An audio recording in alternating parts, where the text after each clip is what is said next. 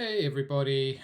So in this video I am going to share the 18 game-changing leadership truths, which are guiding principles for conscious impact, for awakened leadership, for these times of change, for light leaders, for spiritual entrepreneurs, coaches, healers, guides, facilitators, therapists, um, anyone who's out there making a difference in the world or wants to make a difference.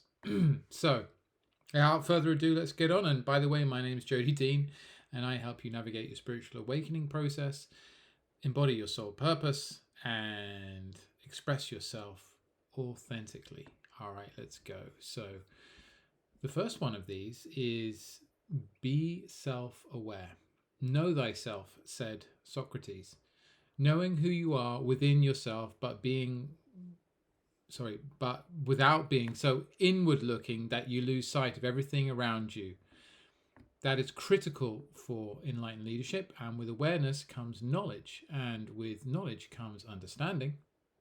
Some questions to answer and to get deep clarity about within this realm are: who am I? What am I? Why am I? Why was I born? What is my purpose? Additionally, knowing your context in terms of who you are in relation to everything else and everyone else around you is of great importance here. Okay, number 2, be courageous but humble. So the major key to awakened and enlightened leadership is about being courageous, like really courageous, bold and brave, but with tact and humility. This is about daring to say and do the uncomfortable, and daring to be radically honest and speak your truth. You can take notes if you want. It might be helpful if you feel inspiration. Number 3, take full ownership of yourself and leave what is not yours. This is about owning your shadow and taking responsibility for your life and the circumstances that you find yourself in due to the results of your actions.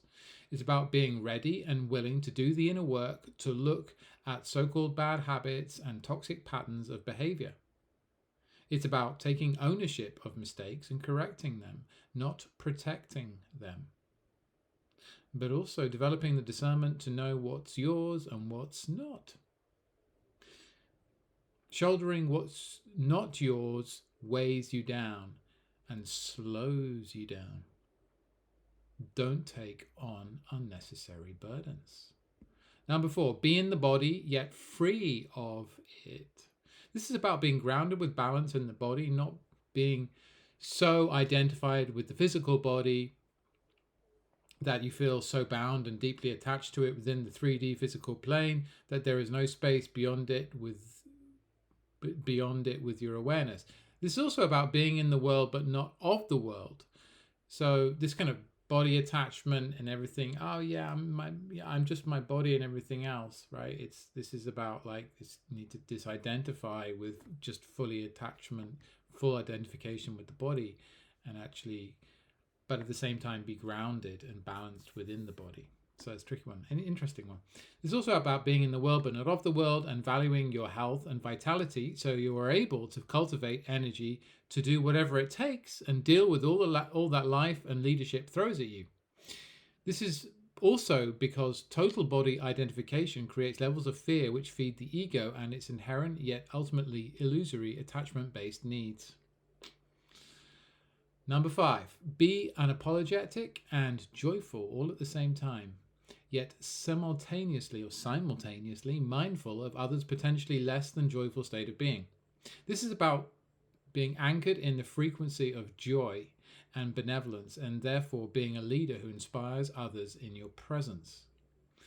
This is in contrast to being the kind of authority figure who is an oppressive, controlling weight which drags others' moods down. Anchoring yourself in joy as a leader is a critical step which supports you in embodying the other principles. Number 6, develop expanded connection, don't be myopic. So this is about being connected to something bigger than yourself. Call it spirit or source consciousness or whatever terminology suits you. Fomenting a sense of interconnectedness and depth to reality and a reverence for all life. So rather than being limited to solely a nihilistic, materialistic thinking viewpoint, where nature is mute and commodified and all things are deconstructed to reductionist, rationalist, and Newtonian mechanics, the enlightened leader is awake to their connection to all existence, as proven by quantum physics and the latest research in consciousness. Ta-da! Everything is interconnected. Number 8, cultivate inner tuition and not superstition. This principle is fundamentally about developing multidimensional awareness where you're able to exercise an expanded perception that is free from attachment to the material and intellectual mental realm. Intuition is key here, and this is embodied, for example, by being in touch with the gut brain, the enteric nervous system, as well as opening and activating the pineal gland, which is known to be the doorway to inner vision and perceiving beyond the five senses, the third eye in other words.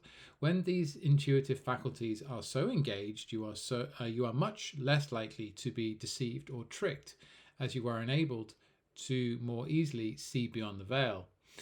And that means see other people's agendas as well, and that their ducks don't line up, and there's incoherence, which is a red flag. Okay, ultimately, this is about accessing the infinite information field and receiving guidance and knowledge. Ta-da! An additional application of the principle of inner tuition is learning to discern between the false and the real. Game changer, priceless. Number 9, be of service to others over service to self. Okay, so this 9th principle is about embodying a sense of serving others as your highest value. This is a fundamental value shift away from service to self and the associated behaviors. It has been said that there is no I in a team, and this is also true for this guiding principle. It is profoundly about stepping out of oneself and seeing the other as of equal importance to oneself and acting from this greater perspective. Service to others is about leading with cooperation and collaboration and not needing to be the one who is praised. Number 10, be compassionate. The 10th principle is simply about being compassionate towards self and others. This is about opening to loving kindness and cultivating a compassionate and caring heart space of forgiveness and acceptance, rather than coming from a place of judgment and competition. This is equally important in relationship with self as well as with others. This range of qualities supports you in the all-important realms of self-care and self-respect. Number 11, cultivate a compelling vision that is deliberate. This 11th principle of enlightened leadership is all about being inspired and dedicated to co-creating a new, purposeful, and collaborative reality through having a powerful and compelling vision of that which you wish as a leader to bring into being and ultimately manifest in the world. However, at the same time, it is about having discernment to keep that which works for betterment in the former paradigm. This may well include creating some kind of community to bring the vision into a more grounded and expanded reality. So, when I said about the discernment, it's discernment to keep that which works for the betterment in the former paradigm, as in what were the old models and old systems, that which actually did work for betterment, for improvement, that was functioning, that did give results that were desirable, then to keep them, to have that discernment, to keep them. All right, in the new paradigm that you're in.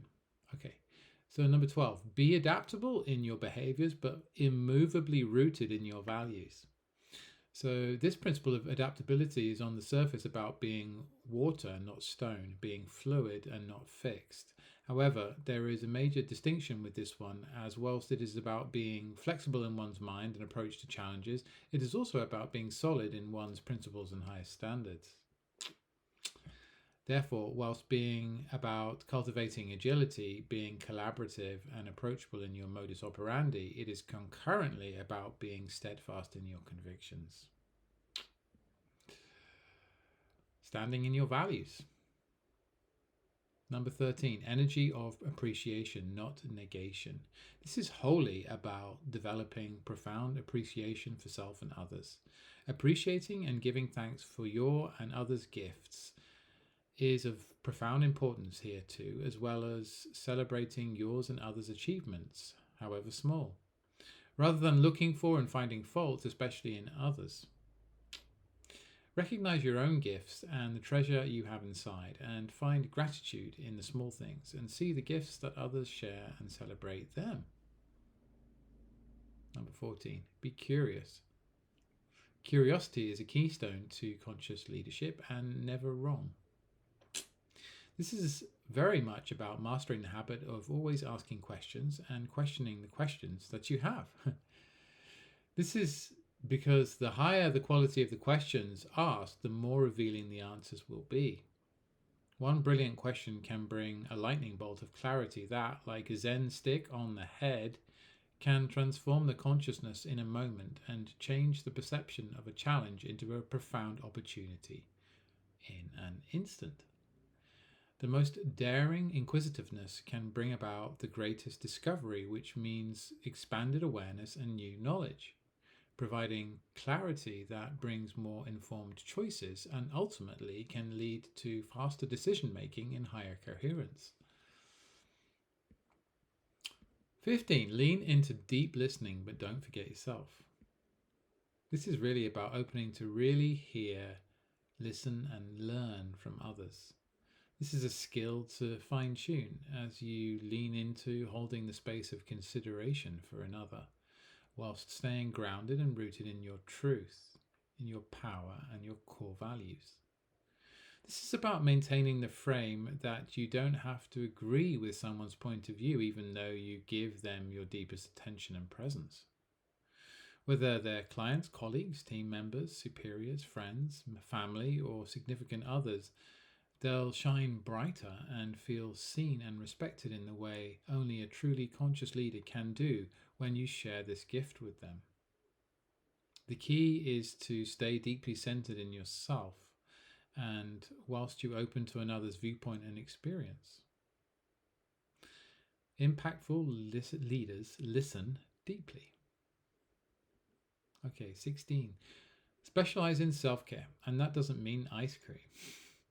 You are the most important and precious resource that you have, you, your health, and your time. Taking care of yourself, therefore, is mission critical to leadership success and thriving in the world.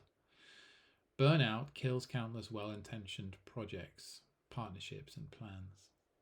Using your precious time and attention to make sure that you are in a state of well-being will optimize your life in a way that a sick and tired person can only dream of.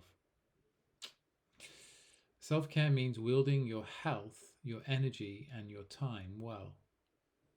Rest and relaxation of both the mind and the body are essential, and this is a pivotal aspect of opening to the energy of receiving.